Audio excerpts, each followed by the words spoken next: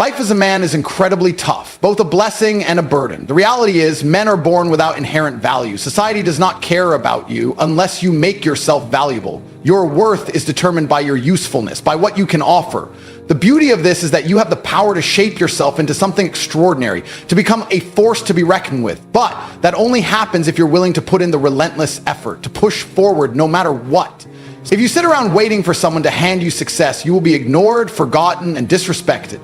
Many people fail to realize just how brutal and competitive life is for men. We are constantly measuring ourselves against each other, always in competition. And as a man, it is your responsibility to rise above, to strive for greatness, to be strong, disciplined, and principled. You must commit to the hard work required to achieve that. The real danger lies in men who let their emotions dictate their actions. Men who are overly emotional become reckless, unstable, and even dangerous. The irony is that the same people who condemn traditional masculinity fail to see that true masculinity is about control, discipline, and responsibility. A real man does what needs to be done, not because he feels like it, but because it is his duty. He runs into the fire because he must, not because it's easy. But today's society is teaching young men that they have no duty, that they should act purely on their emotions with no sense of responsibility. And when men lose control over themselves, chaos follows. Look at the world today. When men act purely on impulse, we see destruction, violence, and instability. A man who cannot control his emotions is a danger to everyone around him.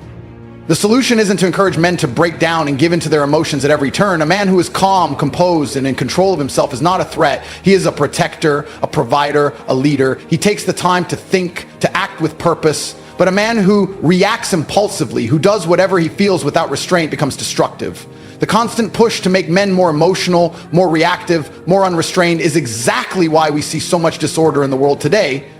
A strong man is not one who suppresses his emotions, but one who masters them, who uses them as fuel rather than being ruled by them. Look around you, look at your life, look at the world. Weak men, broken men, controlled men. And do you know why? Because they don't control their emotions. Their emotions control them. You wake up angry, you lash out. You feel sad, you hide. You get hurt, you quit. You're just a puppet, a slave to every little feeling that bubbles inside you. And that, my friend, is why you will never be truly powerful until you fix this. The most dangerous men in history, the ones who built empires, conquered cities, and led armies, were not the men who cried over every little setback. They were the ones who mastered themselves, because a man who cannot control his own mind will never control his life. So today I'm going to tell you exactly how to stop being weak, how to stop reacting like a child, and how to start controlling your emotions like a king. Because if you don't, the world will control them for you. Look at the most powerful men in history. The ones who built empires, the ones who dominated industries, the ones who conquered entire civilizations. Do you think they let emotions guide their decisions? Do you think they cried in the corner when things got hard? Absolutely not. They operated with cold, calculated logic. They removed emotion from the equation and focused on one thing only: winning. Because the moment you let your emotions take the wheel, you become vulnerable, and vulnerability is exploitable. The second you react instead of strategizing, the second you hesitate because you feel bad, the second you let anger, sadness, or fear dictate your actions, you lose. And now, let me ask you this. How many times have you made a bad decision because you were emotional? How many times have you said something in anger that you regretted later? How many times have you allowed a bad mood to ruin an entire day, an entire opportunity, an entire phase of your life? And where has that gotten you? You've been letting your feelings run the show like an undisciplined child throwing tantrums, and then you wonder why your life isn't where you want it to be. It's because you lack control.